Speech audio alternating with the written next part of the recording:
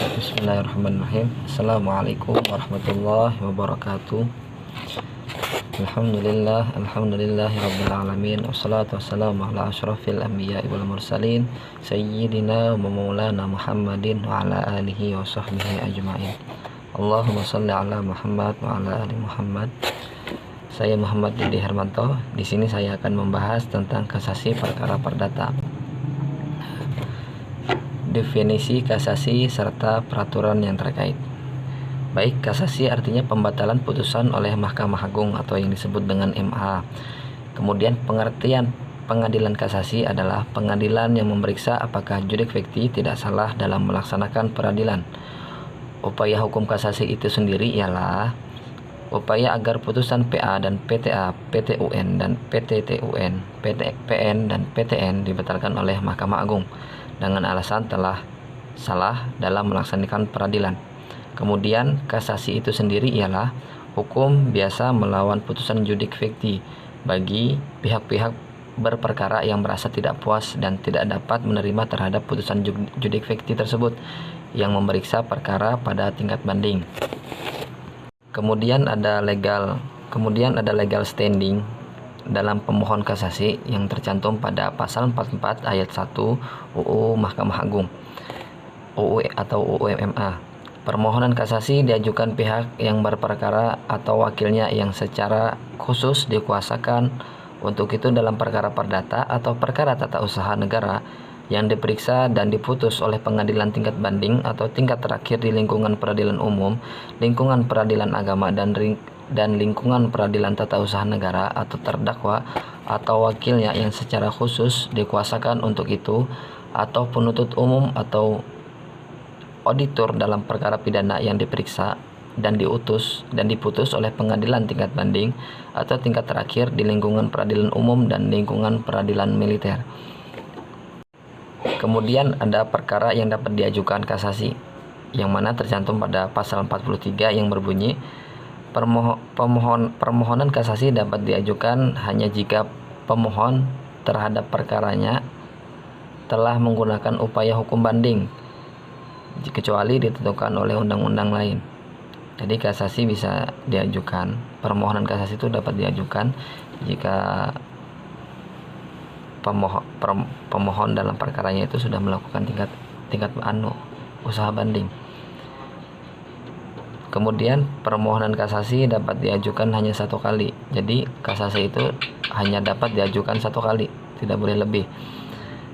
Kemudian ada alasan pemohon kasasi tercantum dalam pasal 30 yang berbunyi pengadilan tidak berwenang atau melampaui batas wewenang. Pengadilan salah menerapkan atau melanggar hukum yang berlaku. Kemudian pengadilan lalai memenuhi syarat-syarat yang diwajibkan oleh peraturan perundang-undangan yang mengancam kelalaian itu dengan batalnya putusan yang bersangkutan. Kemudian ada syarat dan prosedur dalam melakukan kasasi. Syarat diajukan oleh pihak yang berhak mengajukan kasasi. Kemudian diajukan masih dalam tenggang waktu kasasi. Kemudian putusan atau penetapan menurut hukum dapat dimintakan kasasi. Membuat memori kasasi, membayar panjar biaya kasasi, dan menghadap di kepaniteraan pengadilan tingkat pertama yang bersangkutan. Jadi berdasarkan pasal 48 ayat 1 Undang-Undang Nomor 14 Tahun 1985, untuk permohonan kasasi hanya dapat diajukan dalam masa tenggang. Waktu kasasi yaitu 14 hari sesudah putusan atau penetapan pengadilan diberitahukan kepada yang bersangkutan. Jadi waktu kasasi itu ada 14 hari yang mana dimulai sejak putusan itu diterima oleh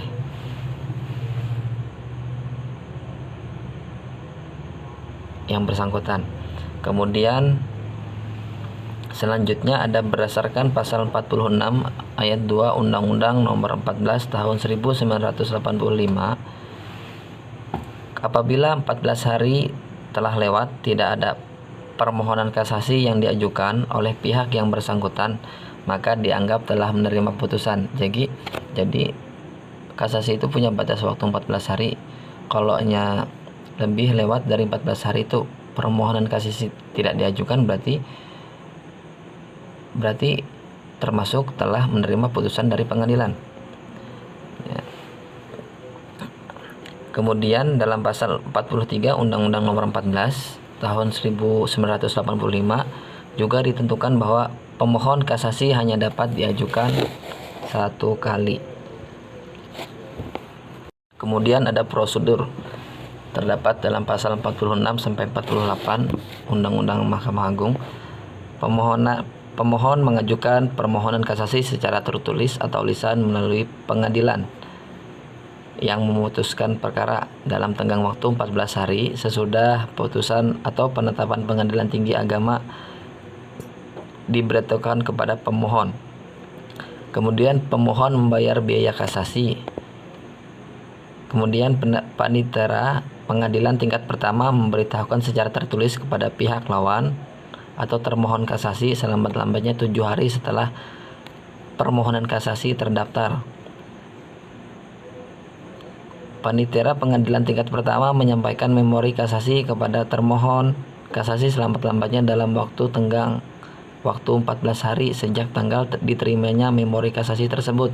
Kemudian pihak lawan atau termohon kasasi menyampaikan jawabannya atau ini disebut dengan kontra memori kasasi paling lambat 14 hari setelah diterimanya memori kasasi.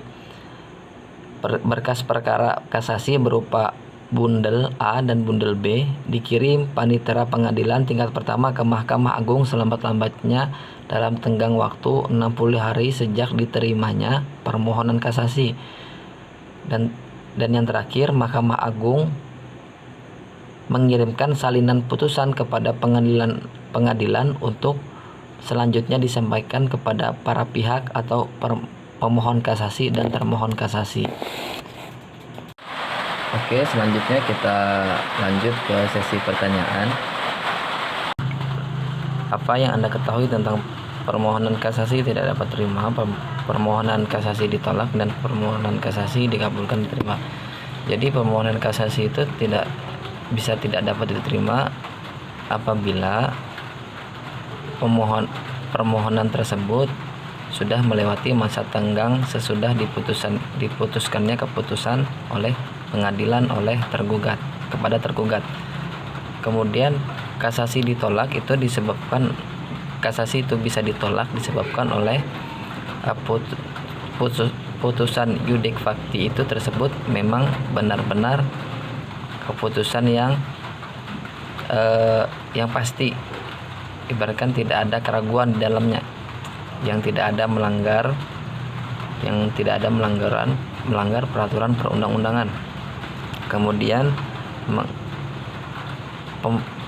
permohonan kasasi dikabulkan diterima, yaitu permohonan kasasi dikabulkan diterima apabila permohonan tersebut dapat beralaskan dengan undang-undang yang disebutkan di atas. Jelaskan mengapa sebuah kasus bisa sampai pada tingkat kasasi. Jadi sebuah kasus bisa sampai tingkat kasasi itu karena adanya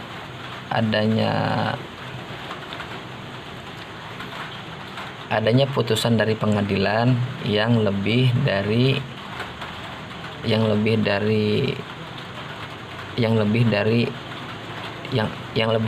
apa yang dimaui oleh penggugat. Nah, jadi apabila pengadilan telah menyeleweng dari undang-undang atau kemauan dari penggugat, maka timbullah rasa ketidakpuasan dari tergugat, maka tergugat boleh melakukan kasasi. Kemudian jelaskan apa konsekuensinya apabila permohonan kasasi terlambat diajukan. Konsekuensinya adalah tidak dapat diterima karena telah melewati masa tenggang. Dan kapan putusan kasasi dinyatakan berkekuatan hukum tetap? Putusan kasasi dinyatakan berkekuatan hukum tetap yaitu pada masa tenggang 30 hari sesudah diterimanya permohonan kasasi. Ya mungkin sekian dari pemaparan materi dari saya dan jawaban pertanyaan dari saya. Salah kurangnya saya mohon maaf. Wallahu muwaffiq ila aqwamit thoriq. Wassalamualaikum warahmatullahi wabarakatuh.